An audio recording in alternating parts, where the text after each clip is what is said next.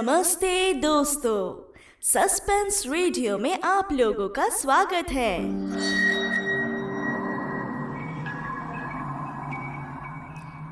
हम सभी जानते हैं कि सस्पेंस बिना लाइफ बोरिंग है, इसीलिए हम आपके लिए सस्पेंस से भरी अनोखी कहानियां लेकर आए हैं। आज की कहानी का नाम है एक सोने का उपहार। इस कहानी का रचयिता और स्वर अभिनेता है लहरी और चित्रकार है शायन। तो चलिए दुनिया की सभी परेशानियों को भूलकर हम एक सस्पेंस से भरी कहानी की सैर करते हैं।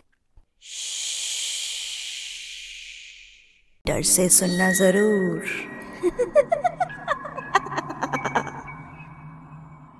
शुरू हो रहा है एक सोने का उपहार। लोग कहते हैं कि जब तक आप पकड़े नहीं जाते तब तक चोरी करना अच्छा है, लेकिन अगर आप पकड़े नहीं जाते हैं तब भी कोई आपको देख रहा है, जो समय आने पर अपना बदला लेने आएगा। सर्दी की रात थी और मालखंडी हवेली के सभी लोग एक दिन के लिए मंदारमनी घूमने गए थे। घर में परिवार के सबसे बड़े सदस्य प्रतिभा मालखंडी और एक नौकर पीकू थे। प्रतिभा मालखंडी अपहिज और बीमार थी। नौकर पीकू को हमेशा उन पर नजर रखने के लिए रखा गया था, लेकिन वो बहुत आलसी था। रात में 10 बजने के बाद वो अपने गांजे के ढेर को निकालता और तब तक नशा करता जब तक कि वो सौर मंडल की हर ग्रह की यात्रा नहीं कर लेता। प्रतिभा मालखंडी हालांकि जीवित थे, वो अपने दिन बिस्तर में ही बिताते थे। अभी भी वो लेटी हुई थी और अपने बिस्तर के पास की खिड़की से सितारों को देख रही थी। आजकल उनको केवल एक चीज का इंतजार था, मौत। वो इस शरीर को कैसे छोड़ेंगे? दिल का दौरा या कोई और तरीका? परिवार बाहर है और मजे कर रहा है, लेकिन मुझे देखो, बीमार और थकी पड़ी हुई। मैं इस तरह नहीं जीना चाहती हूँ। मुझे ऐसा अनुभव होता है कि मैं मरी पड़ी हूँ, एक लाश की तरह जी रही हूँ। मुझे जीवन में कुछ नया चाहिए, हे भगवान। यही सब सोचते सोचते उन्हें नींद आ रही थी जब उन्हें खिड़की खोलने की आवाज सुनाई दी।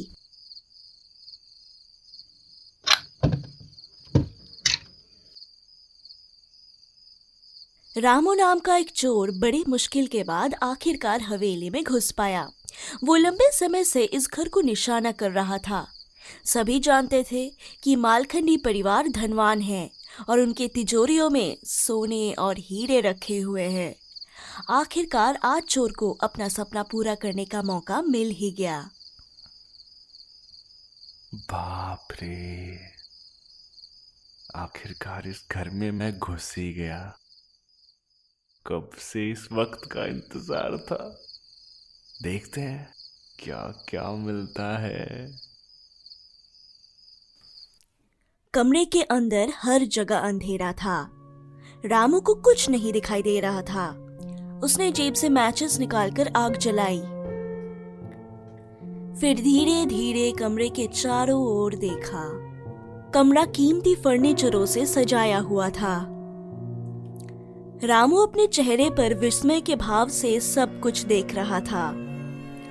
वो एक कमरे से दूसरे कमरे में गया और चारों ओर देखा। उसे तो सब कुछ पसंद आ रहा था, लेकिन आज वो कुछ खास ढूंढने के लिए आया था। वो एक महंगी चीज की तलाश में था जो वो अपनी पत्नी को गिफ्ट कर सके। उसका फर्स्ट मैरिज एनिवर्सरी आ रहा था, तो उसे उसके लिए एक उपहार की जरूरत थी। वो एक नेकलेस हो सकता है या फिर कोई इयररिंग। उसे एग्जैक्टली तो पता नहीं था कि उसे क्या चाहिए, लेकिन वो जानता था कि जब वो उसे मिलेगा वो उसे झट पहचान लेगा। सब कमरे में ढूंढने के बाद वो आखिर में प्रतिभा मालखंडी के कमरे में आ पहुंचा। वो एक बड़ा कमरा था जिसमें एक कोने में एक बिस्तर था, उसके पास ही एक बेड साइड टेबल, कमरे के बाएं तरफ महंगे शोपीस से भरा एक बड़ा फर्नीचर और उसके पास ही एक अलमारी थी। चोर ने देखा कि एक बूढ़ी औरत पलंग पर लेटी हुई है। बिस्तर के बगल में एक व्हीलचेयर रखी हुई थी, जिससे चोर समझा कि महिला बीमार है और चल नहीं सकती।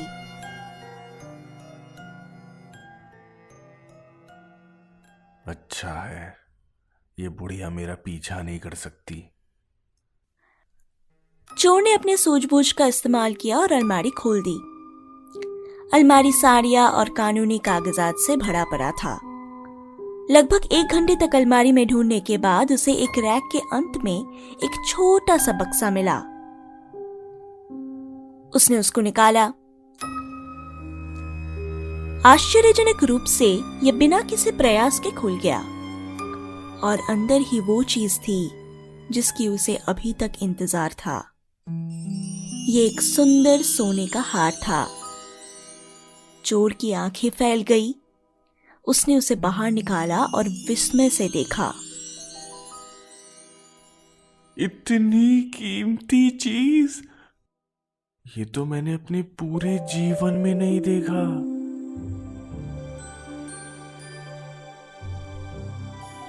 चांद की रोशनी में वो हार चमक उठा। हार मोटा और भारी था। चोर के चेहरे पर एक बड़ा सा मुस्कान आ गया। वो जानता था कि उसे जिसकी तलाश थी वो आखिर में मिल ही गया। वो अपने किस्मत का शुक्रिया अदा करने लगा और जब वो उपहार को बैग में रखने के लिए मुड़ा, तब उसने एक भयानक दृश्य देखा। सफेद बिखरे लंबे बालों वाली बूढ़ी औरत उसे गुस्से भरी आंखों से देख रही थी। रात के अंधेरे ने उसे भूत जैसा बना दिया था।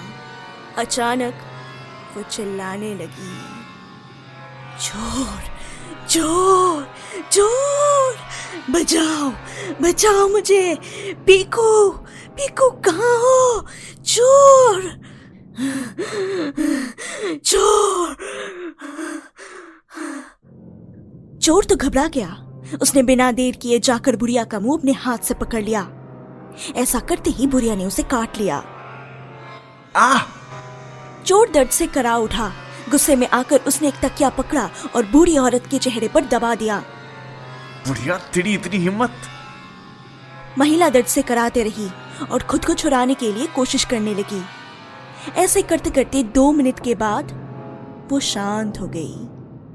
वो मर चुकी थी।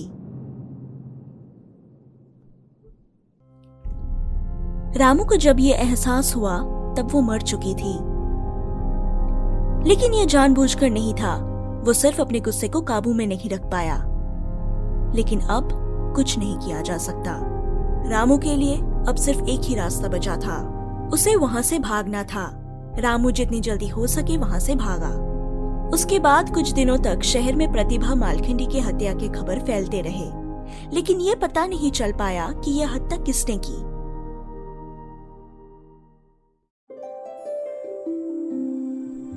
दूसरे ओर रामू की जिंदगी ने एक नई मोड़ ली। जब रामू ने अपनी पत्नी को बताया कि वो अपने फर्स्ट एनिवर्सरी धूमधाम से मनाने जा रहे हैं, उसकी पत्नी तो बेहद खुश हो गई। उसने रामू की हर बात सुनने लगी। 3 दिन बाद उनकी एनिवर्सरी थी और उन दोनों ने वो 3 दिन शॉपिंग करने और लोगों को अपनी पार्टी में इनवाइट करने में बिता दिया। रामू ने आकर हार को बाथरूम के शीशे के पीछे खोदे गए एक छेद में छिपा दिया। यहीं पर वो अपना सारा चोरी का सामान छिपाता था। सामने आईना होने से कोई नहीं समझ पाएगा कि इसके पीछे क्या है। हर रोज सुबह एक बार वहां से सामान को निकाल के देखता था और वहां पर ही वापस रख देता था। उनके एनिवर्सरी से एक रात पहले उनके साथ कुछ अजीब हो गया। वो शेव करने के लिए बाथरूम के शीशे के सामने खड़ा हो गया जब उसे वो बूढ़ी औरत दिखाई दिया। रामू के सामने आईने के अंदर वो गुस्से भरी आंखों से रामू को देख रही थी। रामू ने देखा कि उसकी आंखों से खून निकल रहा था। अचानक वो चीखने लगी और उसकी चीख से शीशा टूट गया। उसका चेहरा काला पड़ गया। और उसका हाथ शीशे से निकलकर रामू पर वार करने लगा। बत्ती बुझ गई। हवा का झोंका बाथरूम के खिड़की के शीशे से टकराई।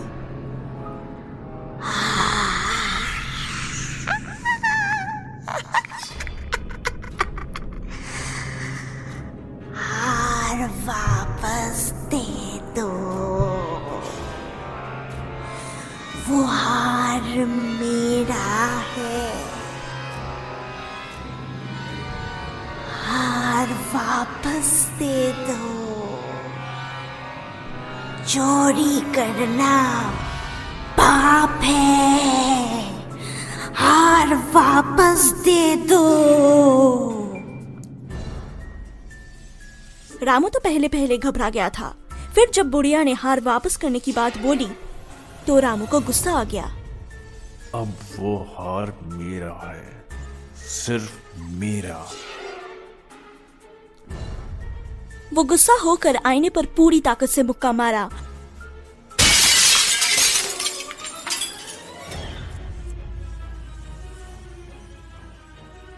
उसके हाथ से खून बहने लगा। धीरे धीरे सब कुछ शांत हो गया। वो बुढ़िया भी कहीं दिखाई नहीं दे रही थी।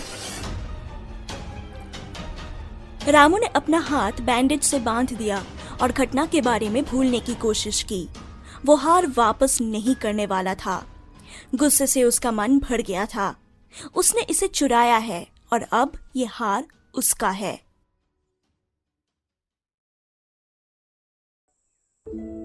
आखिर में उत्सव का दिन आ ही गया। घर में खुशी और प्यार का माहौल छा गया था। घर को फूलों से सजाया गया था। शाम को पार्टी होनी थी। पार्टी रात 8 बजे शुरू हुई। एक एक करके घर में मेहमानों की भीड़ लग गई। रामू और उनकी पत्नी ने केक काटा और रामू ने अपनी पत्नी को हार सबके सामने पहनाया। सभी ने उपहार को आश्चर्य से देखा। रामू की पत्नी खुशी के आंसू नहीं रोक पाई। उसने अपने पति को अपने दिल में पूरे प्यार के साथ गले लगाया। Thank you Ramu, thank you. मैंने कभी नहीं सोचा था कि तुम मुझे इतना प्यार करते हो, रामू की पत्नी ने आंसू बहाते हुए कहा। शाम अच्छी तरह से बीती और आधी रात के करीब पार्टी खत्म हुई। मेहमान घर चले गए। रामू और उसकी पत्नी सोने चली गई। रामू की पत्नी अपने एनिवर्सरी गिफ्ट से इतनी खुश हुई थी कि उसने उस हार को पहनकर सोने का फैसला किया। वो गहरी नींद में सो रही थी, लेकिन रामू को किसी कारण नींद नहीं आ रही थी। शाम की यादें उसके दिमाग पर छा गई। इतने लंबे समय के बाद उन्हें इतना मजा आया। उसकी पत्नी की खुशी देखकर उसे बहुत खुशी हुई। पार्टी में मेहमानों को इतना महंगा तोहफा देखकर जलन हो रही थी। रामू मन ही मन ये सब सोच रहा था और मुस्कुरा रहा था, लेकिन उसे क्या पता था कि उसका मुस्कुराहट कुछ ही मिनटों में दुख में बदल जाएगा। अचानक उसके कानों में कराहने का आवाज आया। वो चौंक उठा। वो धीरे धीरे पीछे मुड़ा और मुड़कर उसने जो देखा वो तो उसकी आंखों को भी यकीन नहीं हुआ। हार धीरे धीरे उसकी पत्नी के गले को जकड़ रहा था। उसकी पत्नी बेबसी से उसे देख रही थी। वो चिल्ला भी नहीं सकती थी। ये ऐसा था जैसे किसी ने उसकी आवाज छीन ली हो। उसकी दम घुट रही थी। रामू झट से उठा और हाथ से उसे निकालने की कोशिश की, लेकिन वो हार को छुड़ाना तो नामुमकिन था। मीनू, मीनू, मीनू तुम डरो मत। मैं नेकलेस को निकाल दूंगा। तुम डरो मत। वो हार उसकी पत्नी को चुभ रहा था। वो दर्द से करा रही थी, लेकिन करने को तो कुछ नहीं था।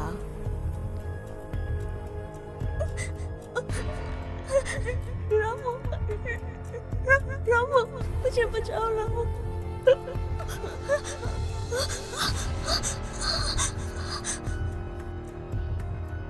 मैंने कहा था ना, वो हार वापस दे दो। लेकिन तुमने मेरी बात सुना नहीं। अब तो तुम्हें उसका कीमत चुकाना पड़ेगा।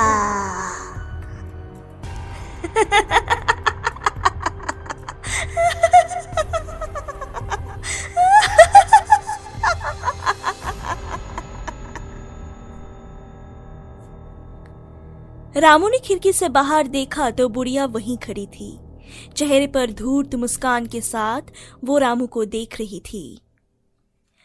रामू को तो बुढ़िया की मुस्कान से ही पता चल गया था कि वो उसकी पत्नी को कभी नहीं बचा सकता। और 2 मिनट के बाद सब कुछ शांत हो गया। रामू की पत्नी मर चुकी थी। रामू घुटनों पर गिर पड़ा और फूट फूट कर रोने लगा। वो पूरी रात रोता रहा। सुबह होते ही उसने पुलिस को फोन किया।